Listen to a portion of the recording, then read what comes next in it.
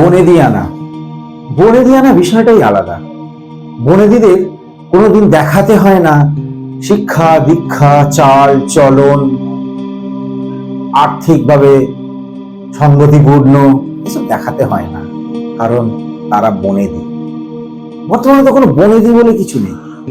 টাকা আছে, অনেক টাকা আছে, অনেক টাকা আছে, টাকা আছে মানে কিন্তু বনেদি নয়। টাকা আছে, পাশের বাড়ির লোক ভালো স্কুলে ছেলে মেয়েকে পড়াচ্ছে, তার জন্য পড়াবে। বন্ধুর বাচ্চা ভালো স্কুলে, ইংরাজি স্কুলে পড়াচ্ছে, সেখানে পড়াবে। কারণ হচ্ছে তাকে বলতে হবে আমি সবার থেকে ভালো জায়গায় ছেলেকে স্কুলে ভর্তি করেছি। আর কিন্তু পড়ানোর জন্য নয়, সমাজে বলার জন্য পড়ায়।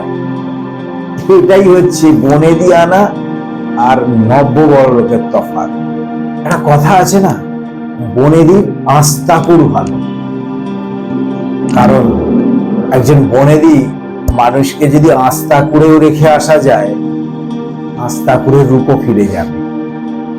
কারণ হচ্ছে বনেদি যারা হয় তাদের কিন্তু দেখানোর কোনো কিছু প্রয়োজন পড়ে না। বনেদি তারাই হয় যাদের দেখাতে হয় না।